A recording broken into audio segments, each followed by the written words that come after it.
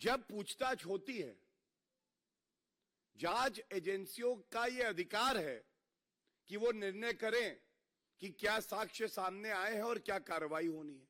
और दूसरी बात, इसी पत्र में अरविंद केजरीवाल ने लिखा है ये जो समन आए हैं ये मोटिवेटेड हैं। मोटिवेटेड, अगर ये मोटिवेटेड है तो जैसा मैंने कहा न्यायालय जाइए, निरस्त करा लीजिए। ये सवाल तो वाजिब है ना, लेकिन बात वो है कि ये छुपाने की कोशिश क्या है। यहां दाल में कुछ काला नहीं, पूरी दाल काली है और ये बात अरविंद केजरीवाल जानते हैं और इसीलिए डर के, थरथरा के वो हिम्मत नहीं जुटा पा रहे कि जांच एजेंसी के सामने वो कुछ पल भी बैठ जाए। पीयूष त्रिपाठी, आज तक।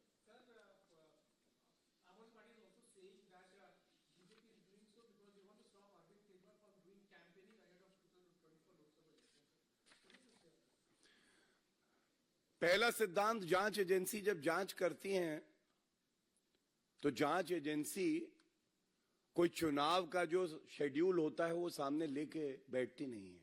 जांच चलती रहती है, वो एक इंडिपेंडेंट प्रक्रिया है। लेकिन क्योंकि आपने सवाल उठाया और हम लोग तैयारी से आते हैं, यही हमारी खूबी है, तो ये तथ्य मैं आपके सामने रख देता हूं।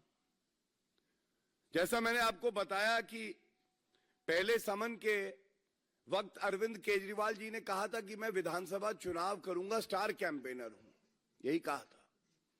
स्टार कैंपेनर ने कैंपेनिंग तो पूरी करी।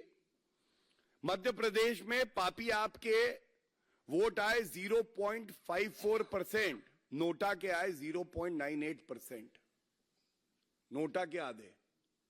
इसी तरह से राजस्थान में 0.38% आए पापी आपके और नोटा के आए 0.96%। और जलील मैं करना नहीं चाहता हूं, वरना छत्तीसगढ़ भी है मेरे पास।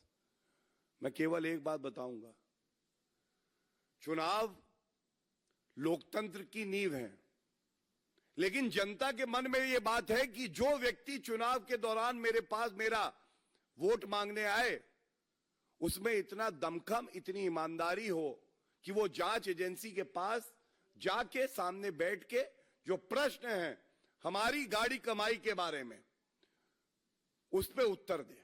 और ये दमखम कट्टर बेईमान पापी आपके कन्वीनर अरविंद केजरीवाल में नहीं है।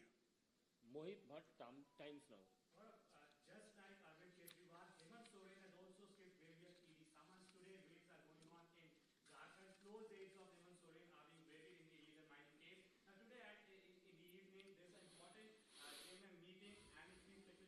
Somebody from JMM, the family of Hemant Soren, can take over as the chief minister because ED is closing in on Hemant Soren. How do you see the developments?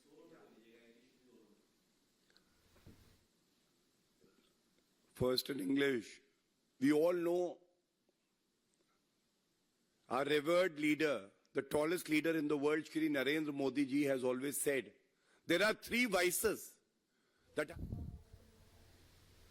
तो बीजेपी की तरफ से press conference की जा रही है और साफ तौर पर पूछा जा रहा है कि अगर पाक साफ है तो फिर क्यों बच रहे हैं। बार बार तीसरी बार ये नोटिस पहुंचा है और इस बार भी वो पेश नहीं हो रहे हैं और इसी को लेकर के बीजेपी अब निशाना साधते हुए नजर आ रही है। केजरीवाल घबराए हुए हैं, ये भी कहा जा रहा है।